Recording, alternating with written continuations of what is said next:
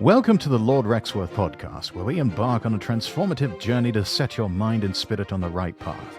I'm Lord Rexworth. Join me from Castle Rexworth as we engage in insightful conversations with a diverse range of guests, including VTubers, content creators, and thought leaders. Delve into the realms of creativity, inspiration, and self-discovery as we explore the stories and perspectives that shape the digital landscape. Joining us this episode is ElijahKnightly, a VTuber, gamer, and warrior from a bleak, decadent future, here to fight for truth in a doomed world. And though he may be an American, it turns out an American and a Brit have something in common. They're both monarchists. And that is the theme of our show today. We've got an interesting set of beliefs. We're what you might call monarchists, son.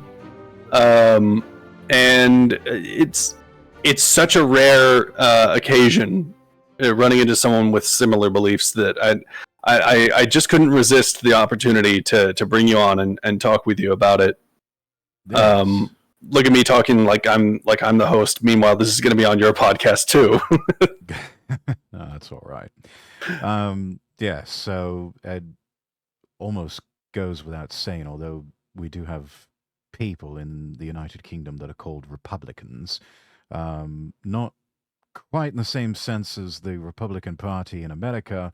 Those Republicans in the UK are those who would like to abolish the monarchy. But the opposite of that would be a monarchist, would be someone who supports the current royal family remaining in place, or some sort of monarchical system remaining in place.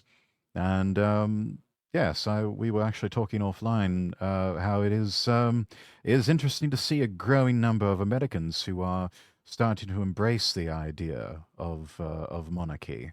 I don't know, Elijah, have you talked with any of these Americans at length to find out their thought process and what they think of it? No, I really haven't. Because I've never met another American monarchist face to face. I've only seen pretty interesting YouTube videos like justifying the idea of monarchy, and some of them are American. It's interesting the approach they take, because it's not based on tradition like it would be for you. You know, we've never had a monarchy, right. And so you have to come at it from like a practical perspective to try to persuade people. Although I will say this, I did have a conversation with an old friend of mine who is very much committed to, the typical American government, although he has some socialist sympathies as well. And I almost changed his mind. Really? Yeah, he was like, I really see your point, man. But, there are some people who, all they need is to hear one decent argument and they'll believe in just about anything. Yeah. I mean... strongest case for monarchy, I suppose we could divide it up into about 6 or 7 different points here. One of them probably being the strongest, and that is stability and continuity. Exactly. When you have a monarchy, that system very often, and we see this throughout history, it provides a sense of stability and continuity as the head of state remains constant, regardless of any political changes. Prime ministers may come and go, presidents may come and go, parliaments and congresses may constantly shift every couple of years, but the sovereign, the king or the queen, the emperor or the empress, remains on the throne no matter what. Democracies and democratic republics, we see leadership changing quite frequently. A monarch is designed to serve for life or until they abdicate, and it provides this consistent figurehead for the nation. Sort of, they come to be seen as sort of a matronly or fatherly figure for the nation, and that stability can be quite crucial during a time of crisis or transition. Whereas, other more democratic forms of governance can be just shifting sands constantly. Yeah, it's a phenomenon I think everyone observes nowadays in America, though we don't like to talk about it because it's embarrassing. Although, it's kind of you could argue that the term political pendulum refers to it. This phenomenon of the government just kind of swinging back and forth, and every administration trying to undo the decisions of the previous administration, because when you have a democratic system, it basically just disintegrates into competing interests. Yes. Um, Goes even to in South American countries where all of a sudden the former ruling party now finds themselves not only in opposition, but, oh, look at that. The new ruling party is trying to jail their opposition. Yeah. It's like, oh, yes, all those things that you did in your previous administration, yes, those are now illegal. We're making it illegal retroactively, and you're going to prison. Yeah, and even democratic societies have had monarchist institutions of a sort specifically for, like you said, times of crisis. We idolize the Roman Republic so much, but they appointed dictators when they thought it was necessary. Absolutely. And in America, we have martial law, where the president effectively becomes a dictator. Yes. But it goes even further than that. You can take it further than that with a monarchy. If you'd like, go to your next bullet point if you want. I mean, my next bullet point is the idea of a unifying symbol, and of course, more to the point that you were just making, at least with a monarch, especially if you're dealing with like an absolute monarchy, it dispenses with a lot of the pretense of ideas of sort of democratic institutions and voice for the people, and just says, yeah, we're not going to pretend that you actually have that sort of thing. You don't. Yeah, it's cold to put it that way, but yeah, and honestly, I mentioned this before, but like a lot of the governments that claim to be upheld by the will of the people end up being the most tyrannical of all. Indeed. Because once you convince yourself, convincing yourself that you have the will of the people is like convincing yourself that you're an inherently good person. It allows you to become morally complacent, and inevitably you will become more evil as a result. Yes. Because you've assured yourself that everything you do is good. Yes. So often, so many people, they don't see themselves as the villain in their own story. I think there was a line from a certain episode. I don't know how much of a Trekkie that you are. There's a really good episode called The Drumhead from Star Trek The Next Generation. And Picard, at the very end, has this great line that villains who twirl their moustaches are easy to spot. It's the ones who clothe themselves in righteousness and sanctimoniousness that can oftentimes be the most difficult to deal with. But the will of the people there's more to it when we talk about what constitutes a nation. A nation is not just the will of the people, it is the people itself. It's also its history, its culture, its traditions.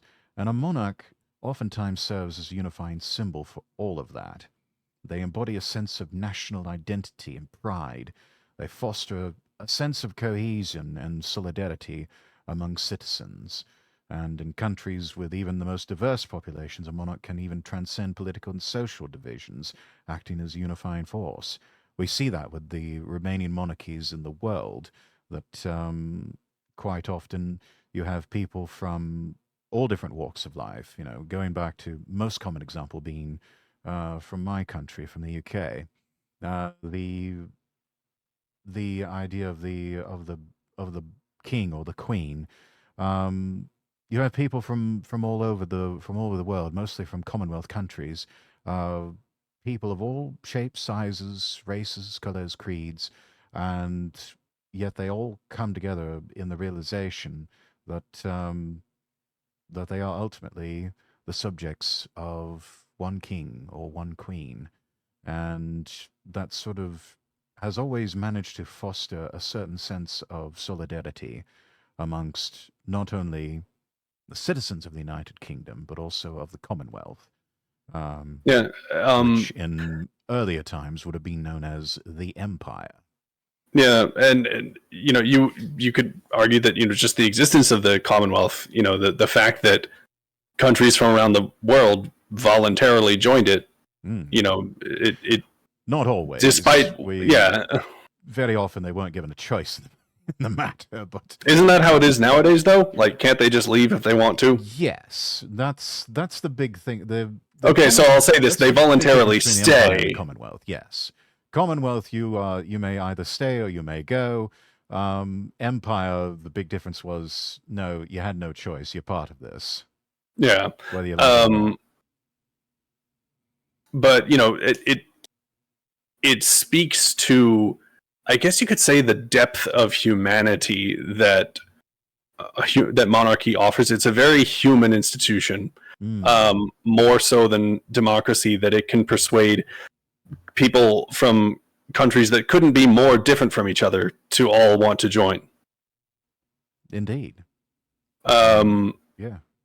And the thing you said about a unifying symbol, and I'm going to get more into this the more we go on. The problem with a lot of modern thinking is that it's all based on the I guess you could say, like, the idolatry of the self, of holding up self-interest and self-righteousness as virtuous, and not wanting to be part of a united whole, but wanting to serve your own interests. And of course, it serves as a great a great argument for democracy.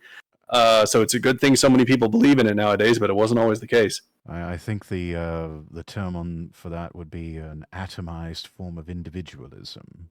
Kind of. And if you look at the earliest modern philosophers, like like John Locke and Jean-Jacques Rousseau, and to a lesser extent Thomas Hobbes, they all Thomas Hobbes framed it as a bad thing. John Locke and Jean-Jacques Rousseau framed it as a good thing. This idea that without the ordering principle of states, humanity would disintegrate into self-interest, and there would be no society. And you can kind of see that Thomas Hobbes was a bit more on the money when he suggested that that monarchy is a very human form of government, and that John Locke and Jean-Jacques Rousseau were way off the mark when they basically just invented this myth that prehistoric humans were completely individualist. Because paleontological studies have revealed that no, human beings have always lived in hierarchical organizations, typically in the form of families. Yes. And a monarchy is basically just taking the organizing principle of a family and applying it to the state. Indeed, yes, and the crown itself providing a form of leadership, more specifically, a non-partisan form of leadership, and that's the next bullet point that I should probably point out here. Monarch. Before you do that, the one other thing I was going to say is that when you say that the king or queen takes on a sort of fatherly or motherly role, you could say that I will argue that it's difficult to I guess you could say in principle, it's difficult in principle to incorporate people from other nations into a monarchy, because monarchy is very family.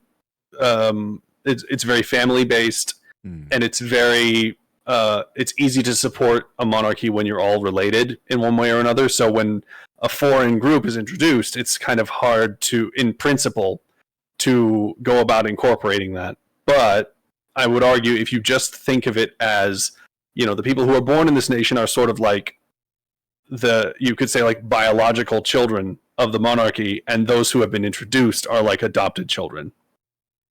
I suppose that's one way of looking at it, yeah. Equally valid, you just have to go about it a bit differently, but you can bring them together.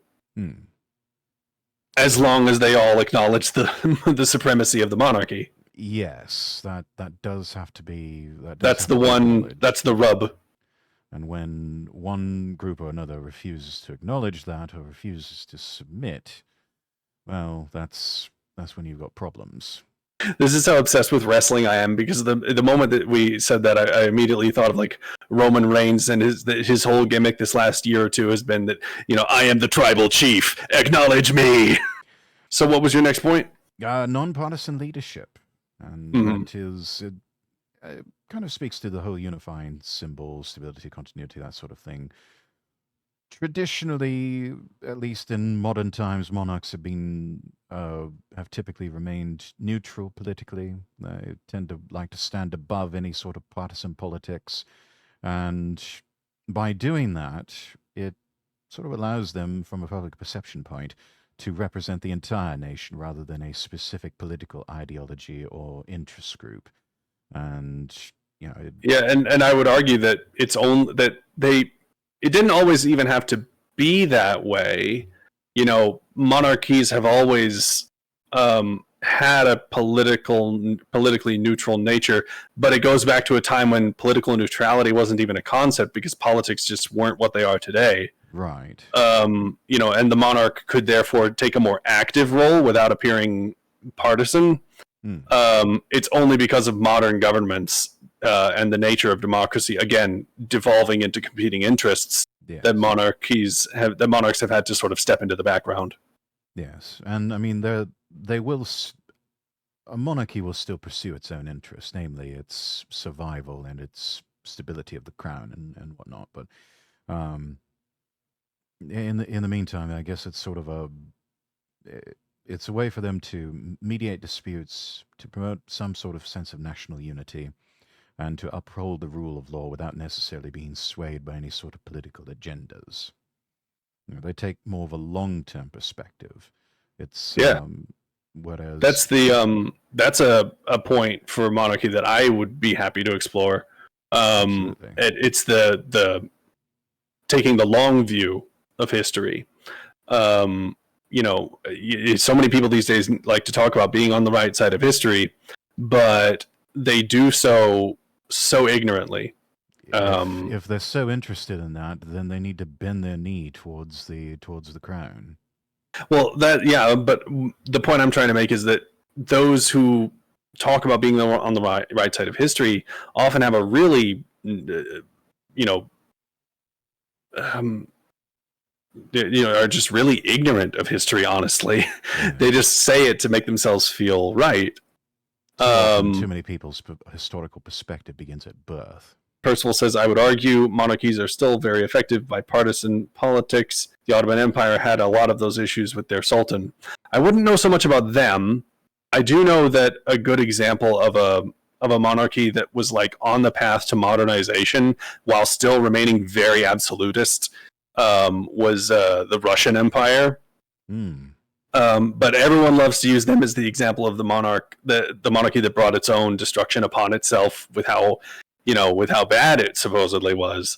But while I could never get into it fully within the span of this podcast while also discussing the other topics we wanted to discuss, I will simply say you have been lied to about the history of the Russian Empire and the nature of the Russian Revolution.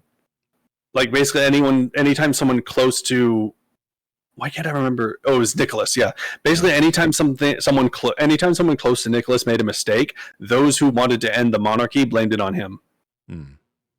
And they used that as justification to take away more and more of his powers, and that created a big power vacuum for the Soviets to start taking over and launch their violent revolution, which completely took down the government. And by that point, he had abdicated anyway, and then they just killed him.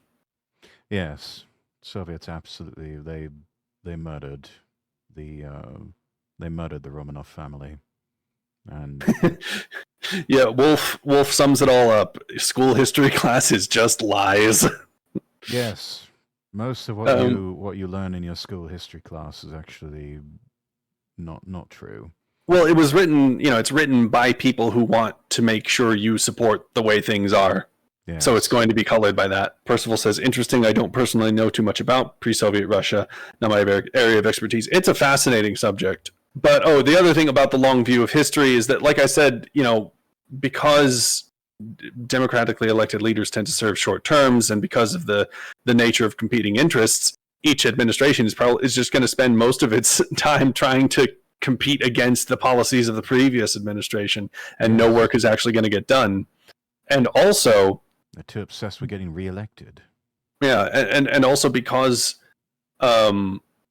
it's all too easy for an elected official to basically disappear from the public eye once they're out of office. They have every incentive to make out like bandits and then disappear into the night. Yes, and for The, so many, a lot of people don't realize this, but for so many civil servants and even elected officials, once they are done serving however many terms that they've been elected to, so many of them are granted pensions or uh, some type of stipend for life.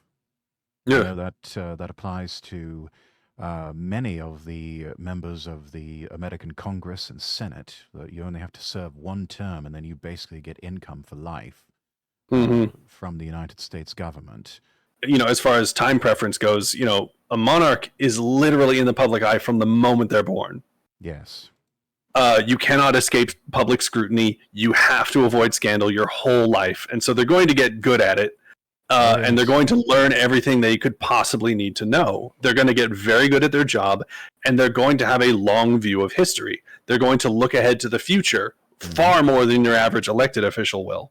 It's the reason why, to my understanding, Charles has so many times predicted the problems with certain things that we've been doing far sooner than anyone else did, and everyone called him a busybody until it turned out he was right. Yeah. Like he, uh, what was it? He started advocating for organic farming. He was against central city planning and industrialized lumber farm or industrialized forestry. Hmm. Because he understood that it promoted disease and parasites, Yeah. and he predicted the problems of plastic pollution, and everyone thought he was crazy. Well, and one of the other things, and this is one that I really, to his credit, he's quite ahead of his time, but recognize the danger of the or the endangerment of classical architecture. You know, and what do we see nowadays is just these big steel and glass boxes going up everywhere. Yeah, And and it's an unfortunate. That's a unique case. I think I've heard an interesting argument for it, which is basically that if you want to drive business to your city, you need to make buildings that are cheap to produce, because you're trying to attract people who have a head for business, not for art. and And from the money that they bring into the city, you can use that to build fancy architecture. which they never do. Yeah. Uh, let's just be realistic about this. It's you. They'll get most of the rest of the argument. Yeah, sure, it might bring in the big business, but then those people also they never contribute to the arts. They never really, unless it's for a tax write-off, Yeah. and they certainly have zero interest in the promotion of classical art and architecture because let's just be real, most of the world's wealthy these days are a bunch of nouveau riche Philistines who have zero appreciation for such things. It's still debatable, but I think about the only person who's got any sense of taste at class would might be the current head of LVMH, but again, even that's debatable. Yeah. Um, Yeah, we yeah, saw we saw the Tesla truck. We saw Twitter get changed to X. We know Elon Musk has no style. yeah, and I mean, well, and look over at Meta. Look at Mark Zuckerberg. The man's got more money than any of us can even imagine, in spite of his own failing enterprises, and yet he chooses to wear the same type of t-shirts and blue jeans and same sort of trainers every Meanwhile, you day. got Charles, who rolled up in that badass cape. Yes, and well, and another thing to His Majesty's credit, I believe he still has the same tailored overcoat that he wore some 50 years ago. He's just had it sort of taken out a bit because, you get on in age and you're uh, not exactly the skinniest lad anymore. I saw a meme about that. I think he bought that. He had that overcoat um, tailored back in like 1973, 1975.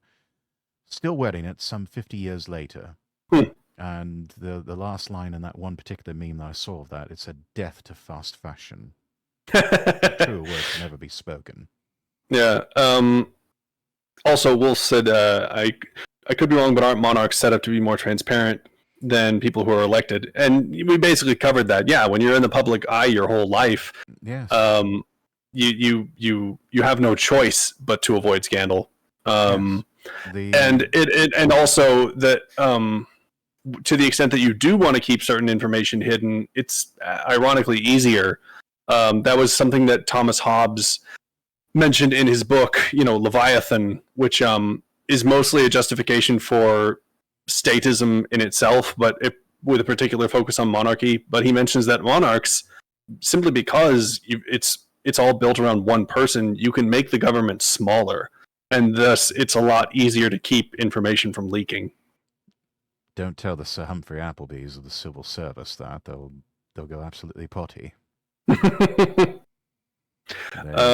They should like you to think that it's the exact opposite, that they need more. Much more. Yeah. What's your next point? Well, we already talked about long-term perspective, but we touched on this a little bit, and that is cultural preservation. Monarchs can be seen as sort of the custodians of the national treasures, of historical sites, of cultural artifacts. And they're in a unique and influential position to ensure their protection and promotion for future generations.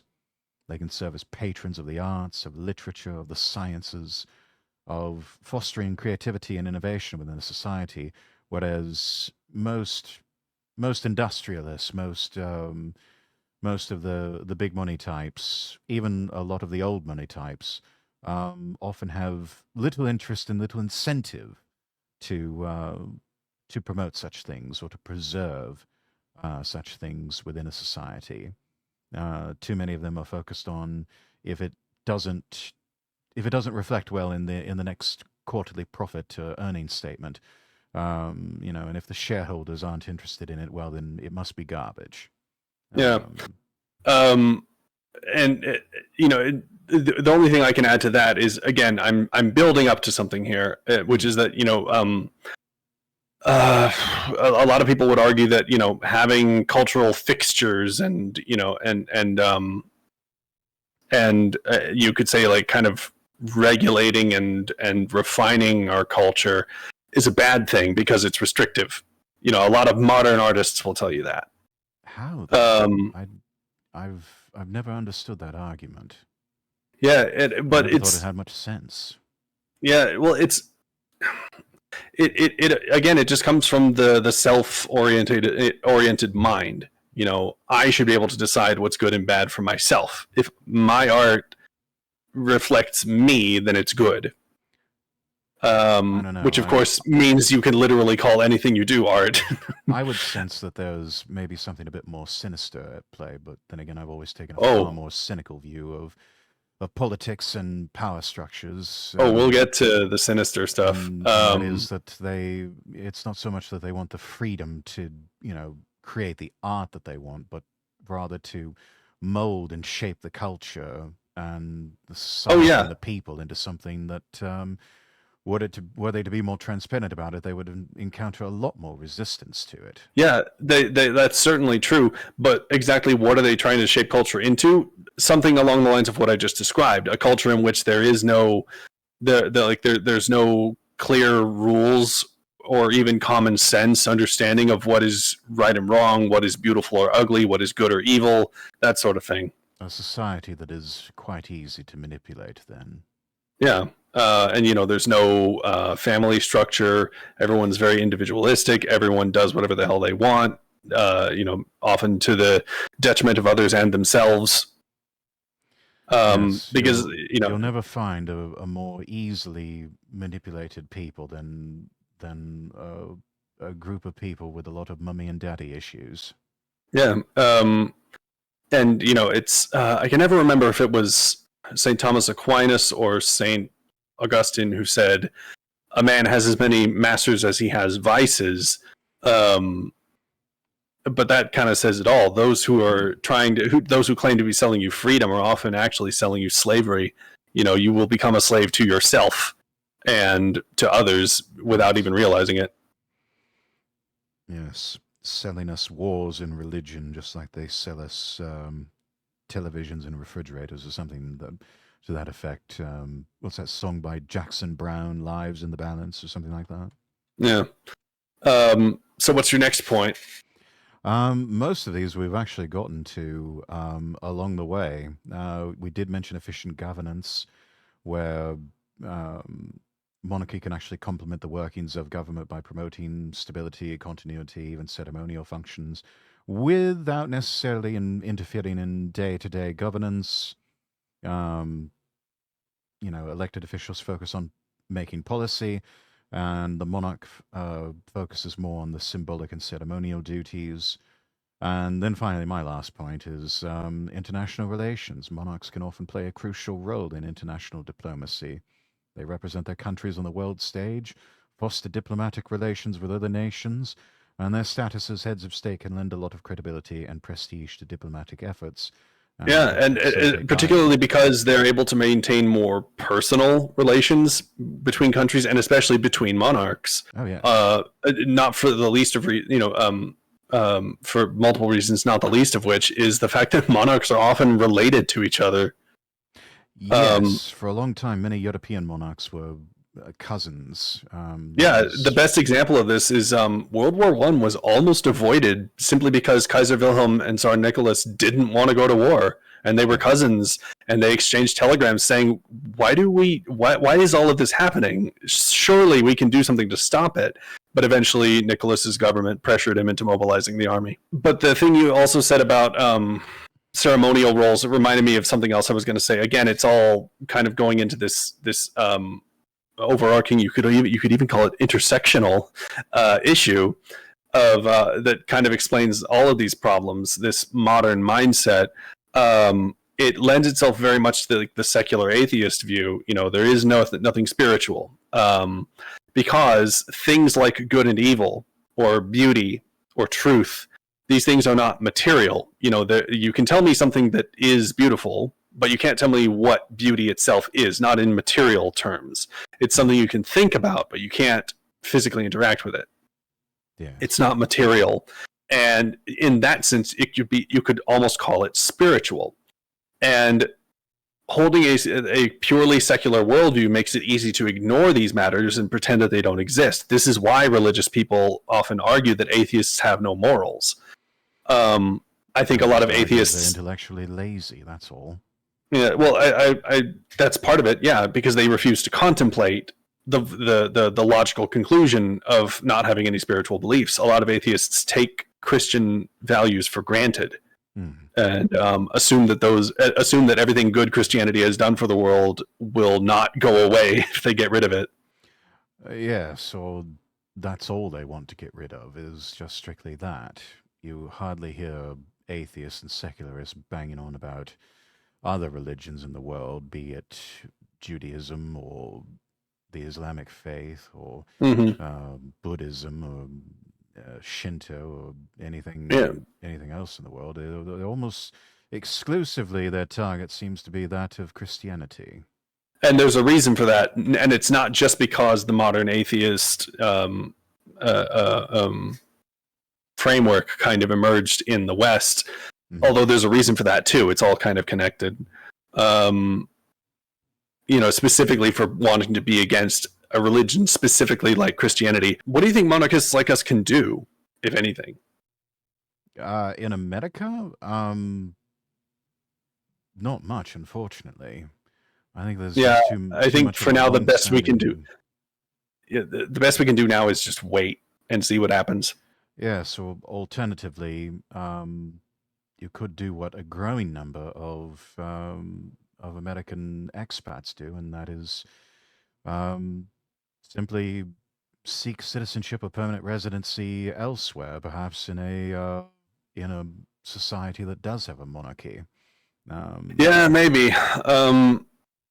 I'm too much of a Texan to ever want to leave Texas. You know how we are. yes. And so I maintain this fantasy of things working out here somehow. I do know it is a growing trend. We watch it each and every year, and it seems as though there's more and more people who renounce their U.S. citizenship. Started off with a lot of ultra wealthy individuals, and now we're starting to see the trend tick up very slowly, ever so surely, with other people in different income brackets, of just people who are they're done. You know, it started off with people who uh, go overseas for work and got tired of the double taxation that they're having to endure. Now it is becoming, especially in the past 4 or 5 years, it has become, uh, we're starting to see more trends of people just saying, you know what, don't recognize my country anymore.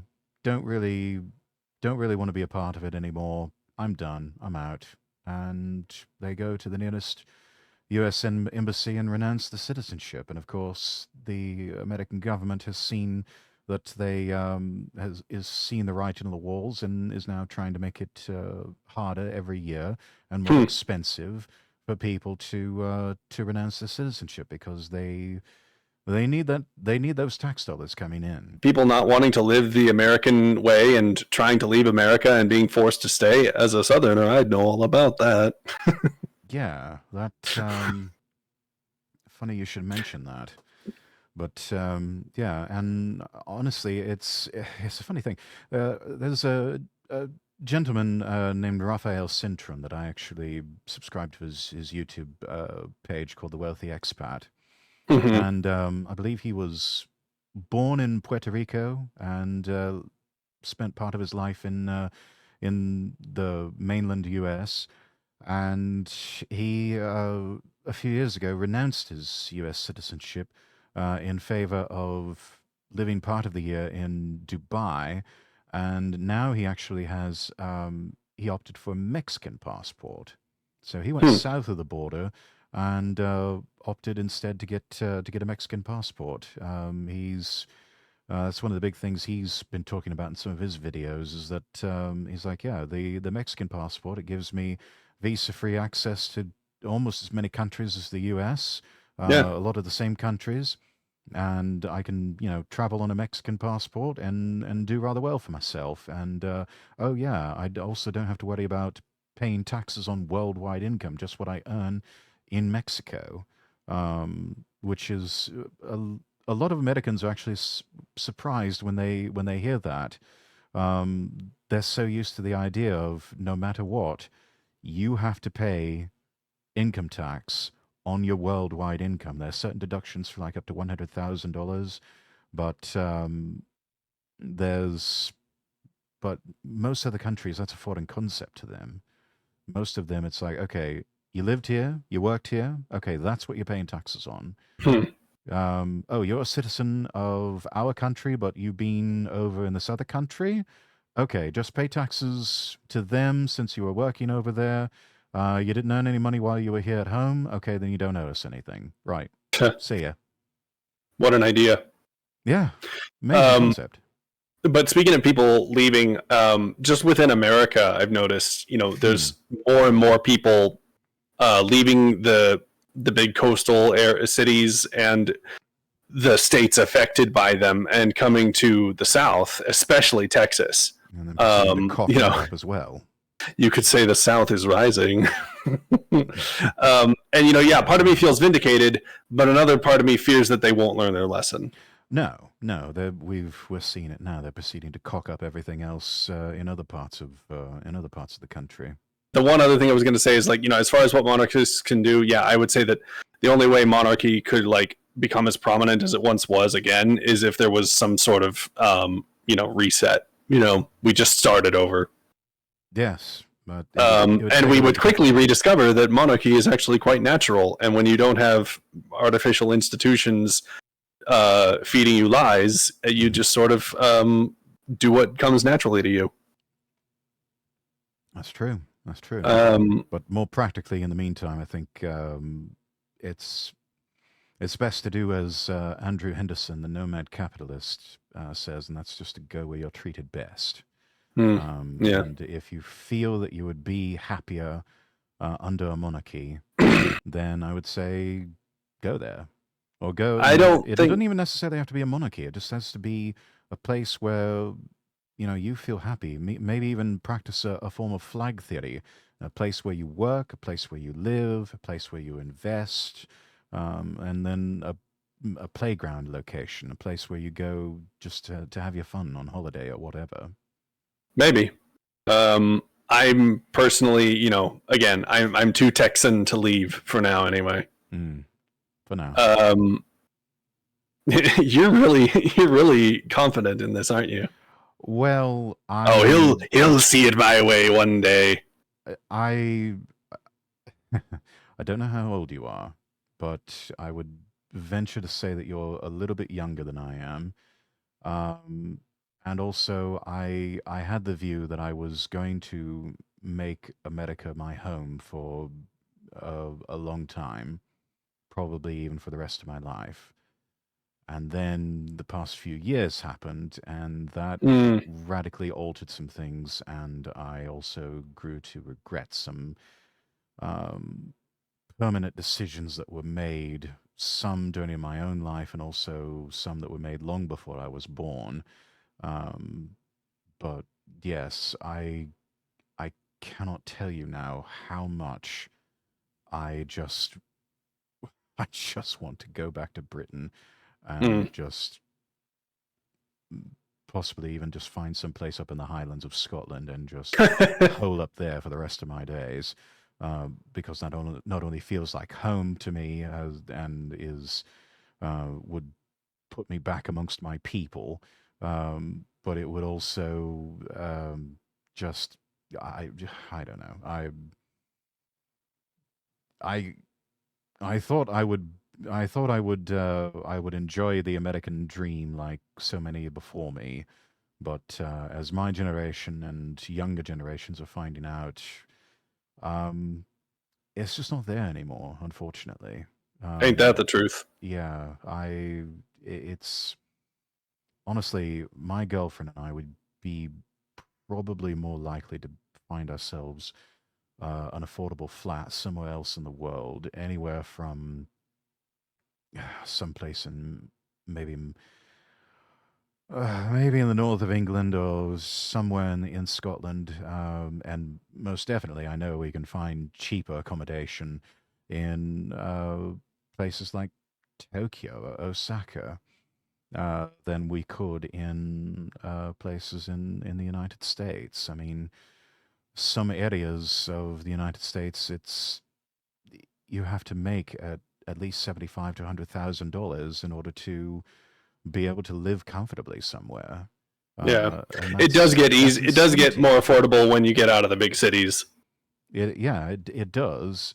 But also there goes a lot of your job opportunities unless you can find something remote. And right now, that seems to be the big battle Yeah. between the workers and big business. Big business has these long-term leases and mortgages on office buildings that they have to pay, and becomes hard to justify that when you've got everybody working remotely. Hmm. And so right now the compromise with a lot of them has been, okay, we'll do a hybrid setting, and you can work here. You have to work here 2 to 3 days out of the week. It's stopgap measure, but it's not going to. Eventually, the workers are going to demand going back to full remote. They liked it. It's a good setup for them. It's actually a better setup, really. I go into an office and I'm absolutely just bloody miserable. And then I have work from home days on occasion, and it's fantastic. I'm able to focus in a more relaxed environment on what needs to be done rather than get distracted by a million different things, which you would think that would happen more often in a home environment. That has actually not been my experience. I've found that working from home has been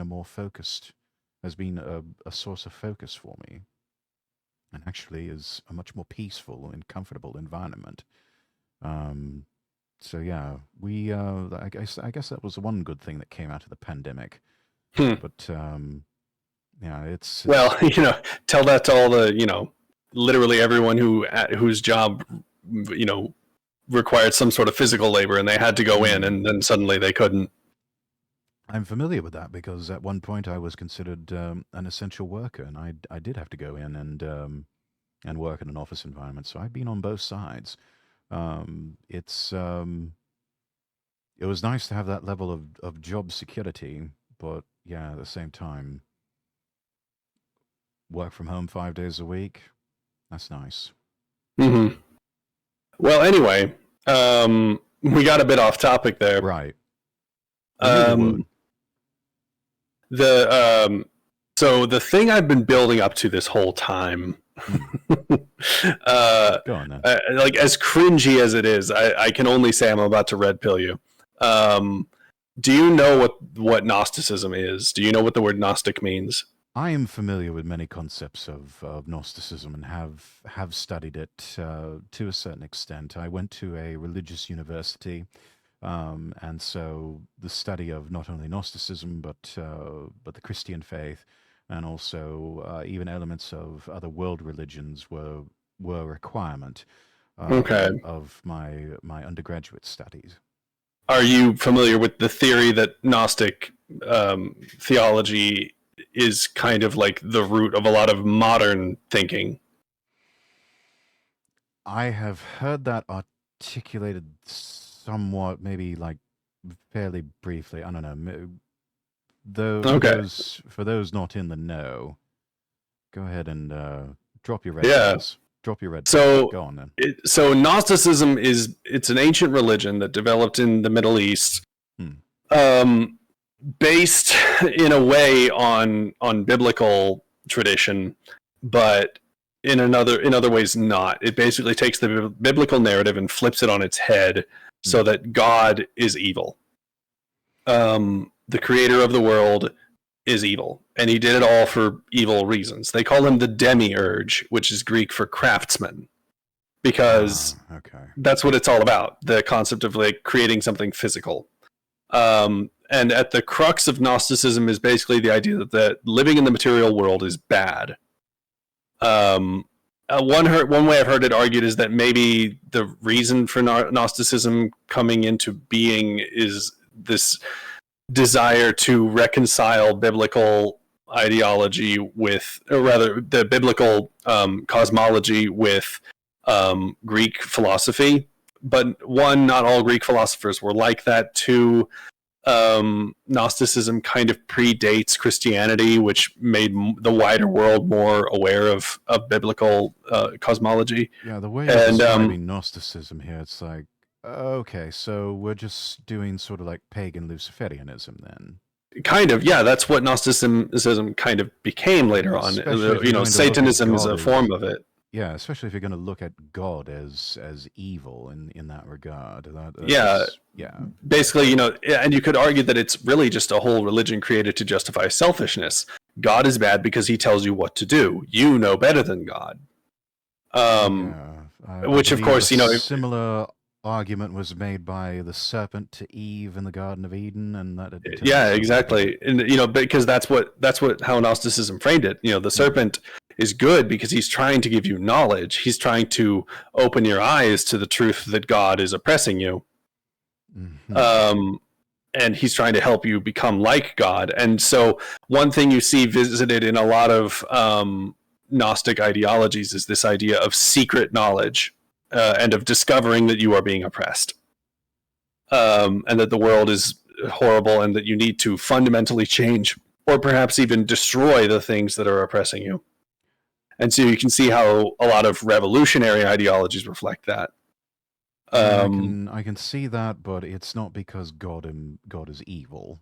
Oh yeah. As a person of faith, I would say that God represents the ultimate good. Yeah, yeah. Well, because that's the thing. If you say if God, the creator of the world, is evil, and if the world is bad, then what would be good? The destruction of the world, of the cosmos, the material universe. Precisely. What the evil one wants of all of us and wants to deceive us into doing. And so many Gnostic, because that's the thing. There's a variety of different Gnostic traditions with different specific ideas. Like there's the cult of Saturn and the cult of Abraxas and different ones. Mm-hmm. Manichaeism is another Gnostic religion, but most of them would say that before God made the material world, there was something before that, and it was like there were not any distinct elements, material elements. Everything was one element, one substance. Perhaps you could just imagine the cosmos being a great big fog or mist or some sort of sea or liquid. And then God, the demiurge, came along and started arbitrarily changing it into all sorts of different things, and thus building the world. And so that's another thing you see in modern ideologies derived from Gnosticism, this hatred of things that are different from each other because that makes them unequal or it causes them to harm each other, and we need to make everything the same. And yeah, ultimately they all of these ideologies revolve around casting off authority, trusting only in yourself, pursuing some sort of revolutionary new world. Because that's the thing. I firmly believe that all religions contain at least a kernel of truth in them, but they all ultimately point toward the real truth of the gospel. And Gnosticism points toward some things, like in the Bible, you get the sense that they talk about the world being bad, but not because God made it. No. The world is bad because of sin. And you get sometimes some conflicting language, like when they say God so loved the world. Well, that's a good thing. But when Paul says his friend abandoned him because he loved the world too much, he means something slightly different. And that's the other thing about Gnostic cults. Once Jesus came along and Christianity developed out of Judaism, a lot of them tried to incorporate Jesus into their teaching because they saw how popular Jesus was. And so many of them will say, well, Jesus actually wasn't the Son of God because he was a good person and God is evil. So the Son of God couldn't be good. No, Jesus was actually a Gnostic like us, and he was trying to help us see the truth that God is evil. And so like if you read, for example, like some of the what do they call them? The apocryphal gospels. No, what do they call them? The gospels that didn't make it into the Bible, mainly because they were written hundreds of years later and didn't come from reliable sources. One of the most infamous is the Gospel of Judas, which claims that during the Last Supper, Jesus had a private conversation with Judas in which he basically told him, "I'm not the Son of God. God is evil. I'm the servant of a higher power who is trying to help you escape from the material world and become gods yourselves." And that's at the crux, again, of a lot of Gnostic thinking, the idea of like escaping the material world and achieving a higher state of being, maybe by becoming a god or by having all of our souls merge together and become God itself. And that, again, kind of points toward the truth of Revelation, for example. You could argue that the world as it is, if God does not exist, then this world kind of sucks. We're all just sort of living for no reason.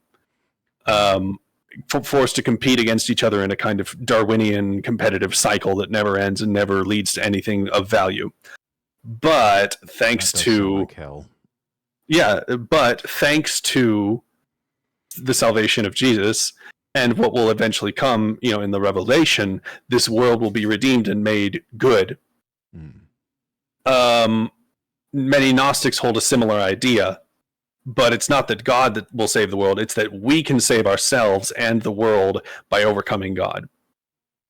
So where am I going with all this? Well, a lot of these Gnostic writings were declared heretical and banned and destroyed, but certain copies of them survived in secret collections that eventually made their way because certain people are dedicated to collecting literature. Many of them made their ways into the private collections of European nobles and started circulating among secret societies like the Illuminati. And this isn't even a conspiracy theory. The Illuminati, they were a very modernist, secular society in the Kingdom of Bohemia who wanted to disempower the Catholic Church and create a secular society.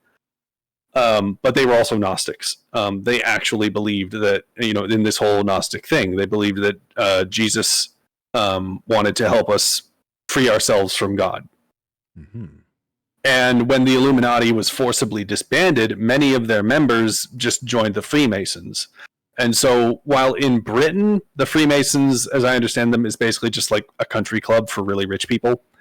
And in America, it's sort of like a charity organization similar to the Knights of Columbus. Yes. In Europe, to the extent that it still exists, it kind of is like a spooky, shadowy cult-like society. Not that we don't have those here too. It's called the Bohemian Grove. Yes, I'm familiar with the undercover video from Alex Jones. Yeah, and so then you finally get into the modern period with people like Karl Marx, who was the one who he was kind of mentored by Hegel. Hegel was basically a mystic and a Freemason, so he got his ideas from these ancient Gnostic ideas, and Marx basically created a secular ideology based on them. And now you can kind of see how Marxism kind of reflects this way of thinking. You know, he just replaces God with the rich, and he replaces, you know, the total, the overcoming of God and possibly the destruction of the material world with socialist revolution, which will supposedly create an earthly paradise. And it's even reflected in Nazi ideology, because early Nazi ideology was formed in a secret society called the Thule Society, which based many of their beliefs on a religion called Theosophy, which was itself based on the ravings of a madwoman.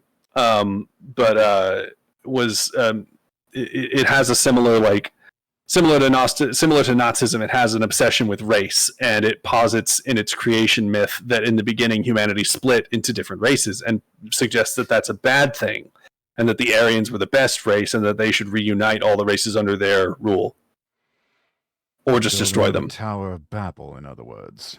Yeah, but again, it suggests that differentiation is bad, because that's what essentially God did when he made the world. You know, even the Bible, to an extent, suggests this, because Genesis 1 details the different things he made and when he made them. And you see it now in racial theory, like critical race theory. They basically treat white people like the demiurge, like we're the outsiders, not part of the natural world, forcibly changing it for our own sake, and that we need to be overcome. Feminism treats men like the demiurge, and similar to Marxism, they are revolutionary ideologies. They won't, they like to talk about progress, but they never say what they want to progress towards, do they? No. Probably because it's too fundamental a change to discuss. It's too scary to say out loud. Yeah, it's just the idea of causing chaos and then using the chaos to just sort of exert a top-down control. Yeah, that's the thing. I think everyone. I think they like to, if you really press them for answers, they would say they would like to have some sort of anarchical paradise full of hedonistic pleasure. But that's not what we would get. I believe that in his heart, every socialist really just wants to be the next Stalin. Because when you reject the idea that good and evil exist, and you start pursuing your own selfish desires relentlessly, the moment you start to get power, you will use it selfishly. And that's why socialism always becomes a dictatorship, because it encourages that kind of behavior, and whichever one rises to the top just ends up, in charge. Yes, there's a certain measure of devaluing that goes on with that sort of thinking, and eventual just devaluing of anyone who dares to disagree, anyone who dares to think differently.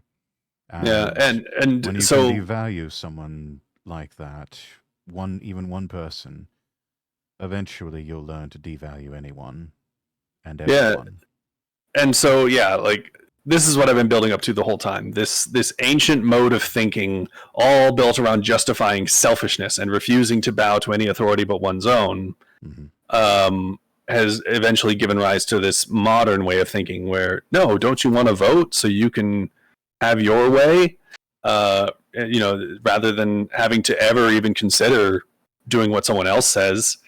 Don't you want to define good and evil for yourself? That sort of thing. It all ties together, man. I haven't read it from end to end, but there is a book. I want to say it's called The Secret History of the World that goes into more detail about this theory. And I know I'm talking about secret wisdom now, so I'm starting to sound like a Gnostic. That's basically what conspiracy theories are too. Like when people, and it's funny. It's the reason why I don't like using the word red pilled, because it feels kind of Gnostic. I've discovered the secret truth that we're being the matrix where the red pill comes from. Actually, that's the thing. Once you start to learn what Gnosticism is, you will see it everywhere, especially in Hollywood movies. Yes. Yeah. They love to get into that, don't they? Yeah, like the Matrix is very Gnostic. You're living in a world that was created to oppress you. Two movies that came out recently really just sort of felt like Gnostic manifestos. Guardians of the Galaxy 3 is all about, this evil guy trying to control life, and they have to destroy him in order to free themselves. And they even go to a part where, like, Rocket Raccoon sees the afterlife, and they imply that they say there are the hands that made us, and there are the hands that move the hands. They don't say it outright, but they're basically saying there's the God that made us, and then there's something greater than that. A God above God. Yeah. And there are some Gnostic cults that believe that, like the cult of Abraxas. They say that, the God of the Bible, well, Abraxas is higher than him. And even the Disney movie Wish that came out last year, was, Ben Shapiro put it quite eloquently himself. He said Wish was basically a manifesto on why God is evil. Because they live under the rule of this king who has the magic power to grant people's wishes, but he only grants the wishes that he thinks are good, and that's bad. We should let everyone have all their wishes granted all the time instead. Oh, dear Lord, no. Sometimes the worst thing that could ever happen to a person is getting everything that they want. Yeah, and that's the thing. The movie frames it as if everyone's wishes are good and innocent, and no. That's just not true in real life. No. Yeah, but that's another. There are people in this world that the things that they wish and desire for, if they were to get it, it would be, it would not only be a net negative on society and on humanity as a whole, but also on them too. Yeah, it would poison their soul. But that's another thing you see in Gnostic traditions a lot, is the presumption of human goodness. We don't need God to tell us what's good and evil. We know that for ourselves, which again is like, it's something you see reflected in a lot of like left-wing thinking. And it's kind of reflected when they say things like, you're on the wrong side of history. I know what's right. Yes. And how, like, you've noticed that when you express moral disagreement with the left, they lose their shit. Because in their mind, you are rejecting what they see as the truth, the one and only truth. Yeah, that, they're just, it's just a form of self-delusion, really. Yeah. And ultimately it goes back to the one thing that we see throughout the Bible is the one assured way to really piss God off is to engage in idolatry. And it seems that with Gnosticism, it just boils down to idolatry, the worship of the self rather than of God. Oh yeah, the one other thing I was going to say about like a really funny reflection of Gnostic thinking in very recent years was, do you remember "He Will Not Divide Us"? Yeah, it was specifically a demonstration / performance art project put together by Shia LaBeouf that was supposed to go on for Trump's whole presidency, but it only lasted a few months because people kept trolling it. Oh yes, I remember that now. Yes. Yeah. where do you think they came up with "He will not divide us"? Because it's not like, no president has ever wanted to divide America. That would be bad. That would not be in the president's interest. But again, the whole like Gnostic thing, like, oh, an authority figure like God taking over and reshaping things I to don't suit know. his desires, There's, specifically by differentiating things. hmm. Um, and plus, it's just all too easy to accuse someone you don't like of doing something inherently bad, like turning people against each other. Yes, and I don't know. It seems like there has been leaders, especially in recent history, who have seemed to have a certain vested interest or a certain incentive to do that sort of thing, to engage in that sort of divisiveness, because that's part of an angle that they were working. Yeah. Um, Also, one other thing that I guess the most obvious example of someone it's expressing themselves in a very openly Gnostic way was Nietzsche, when he literally wrote, in his vision of like, of a future atheist world, he literally said, "God is dead, God remains dead, and we have killed Mm. him." Um, and he talked about how, like, in his perfect world, everyone would literally decide good and evil for themselves.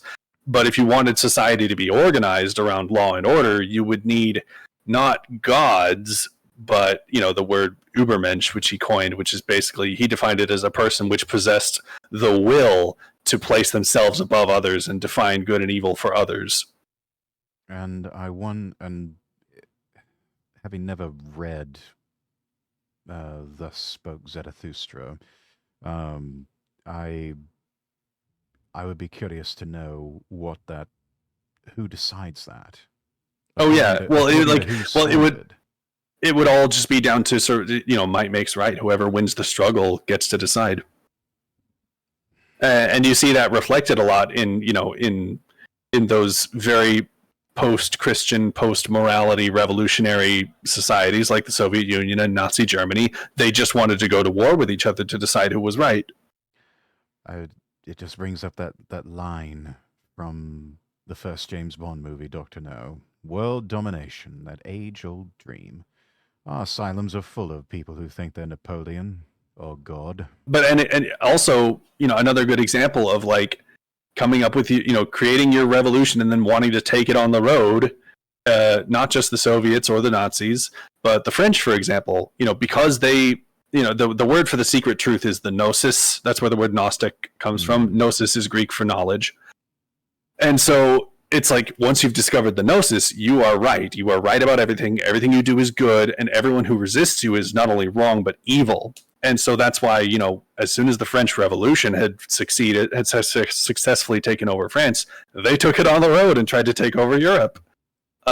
Same, the Nazis did the same thing. The Soviets did the same thing. Even America kind of did it too. Yes, the whole manifest destiny.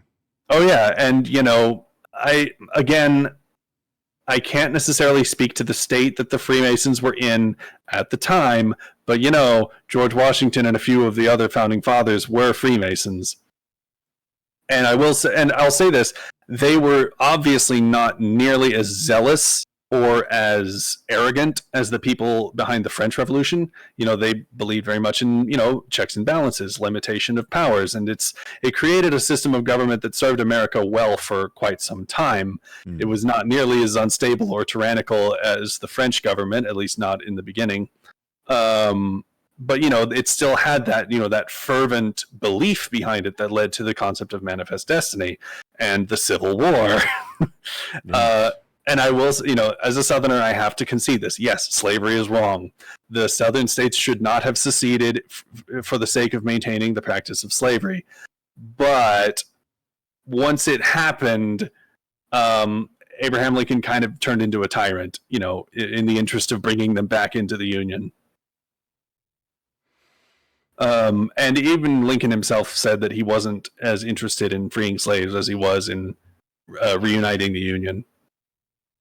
Yeah, Lincoln, Grant, most people who came after him in the immediate future for Reconstruction. Um, yeah, I know with the British Empire, it was any notions of kind of any imperial notions of bringing British values or the British way of thinking or whatever is it was always rather flimsy. Uh, the and most people could see through that is like, no, we just wanted resources. We wanted the diamonds that were in Africa. We wanted, spices in India. We we just wanted we were there for resources. That's why we conquered these lands. You That's did what build we schools, though. That's true. We realized that we needed a population that was educated enough to basically do our bidding. And, a population that benefited at least to a certain extent from imperial rule so that they wouldn't absolutely hate it. Yes, we needed them to be just comfortable enough in their subjugation. Oh, Action Bastard Twitch just asked a very interesting question. Who would you choose to be king right now, living or dead? Well, that's the thing. It's difficult to invoke divine right in a very literal sense because it's not exactly something you can literally prove. Mm-hmm. So you would have to simply go with someone who you could see a lot of people supporting. And who possesses the resources to make it so in case a certain number of people decide not to support him. Yeah. So it would have to be someone very rich from a well-known family who's done a lot to benefit his people. That sort of person, and someone who has the will to accept that kind of role. I do have someone in mind, though. Who would you choose? Okay. Have you ever heard of the King Ranch? I know it's pure coincidence that it has the word king in the name. Are we talking about salad dressing? Are we talking about a type of pickup truck, or what are we talking about? Well, that's the thing. You see that you must have seen the King Ranch decal on a lot of pickup trucks, haven't you? I have. Yeah, it's the branding for an actual ranch, a cattle ranch here in Texas. Very old ranch from a respected family. Goes back to around the time of the Civil War. It was founded by a man named Richard King, and he didn't have any sons. He only had daughters. But while he was handling like dealings with other businesses, the day-to-day operation of the ranch was left to a man he hired named Robert Justus Clayburgh Jr. And in the end, Clayburgh married one of King's daughters, Alice Gertrudis King, and the ranch has been in the Clayburgh family ever since. And currently, it's being run by a man by the name of J. Clayburgh. And so everyone in Texas knows what the King Ranch is, even if they don't necessarily know who's in charge of it. It's just it's branding. It's a recognized brand, and they are very rich, and they've dipped their toes into politics before, even. And here's the real shocker. You know how I said Jay Clayburgh is descended from a man named Robert Justus Clayburgh Jr.? Well, that man's father was Robert Justus Clayburgh, and his mother, his mother's name was Rosa von Roeder, and she actually came from a noble family from Prussia. So the man literally has blue blood. He actually has it in him. Wow. Given that he's a grown man living in the modern world, I don't think he could be convinced. But hey, maybe one of his kids. Who knows? That's possible. Yeah. I mean that's one idea. You could even use the King Ranch brand. The literal the symbol that they brand onto cattle.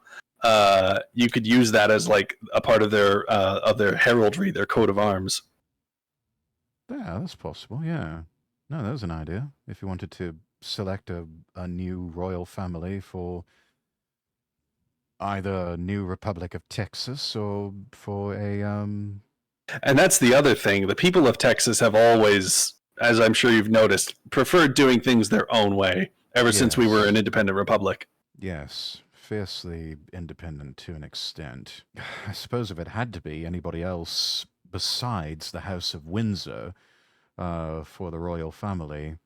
Perhaps a restoration of the House of Stuart. And of course, that's sort of tying into the whole thing with Scotland of the Jacobites and Bonnie Prince Charlie and all like that. Um, so I guess that would be an alternative. Although I will make a case if I had to select, um, let's say, an American for to be a monarch, living or dead, I would go back into history and I would select Theodore Roosevelt, Teddy Roosevelt. All right. I think the man he was a very strong leader. Mm-hmm. This was a man who was fought his own wars quite literally. Was also quite the avid reformer. And fought for a lot of necessary reforms in American history. Was someone who valued law and order, so he would understand that sort of thing. Um, Especially having been the police commissioner of New York City. Yeah. Um, Action Bastard said something funny. Said, not to mention damn near invincible. One of his friends said, Death had to take him in his sleep, or there would have been a fight. yes, that's quite true. This was a man when he was on the campaign trail for president. Um, there was someone who actually took a shot at him, an assassination attempt, and he was wounded, and he admitted as such to the crowd that he was addressing. He's like, I've been shot, but I'm going to go on anyway and give you my campaign speech. So here it is. Just bear with me if I have Yeah, to. eventually they had to drag him away from the podium and take him to the hospital because he was bleeding so much. Yes. But yeah, before he started his speech, he said, it takes more than a bullet to kill a bull moose. Yes. I think just that fighting spirit alone.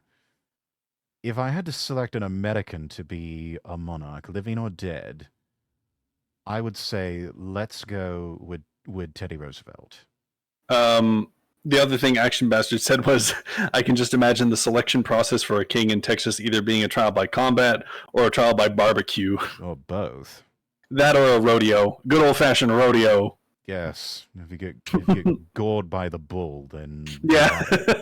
If you can stay on this bull for 5 seconds or longer, you're king.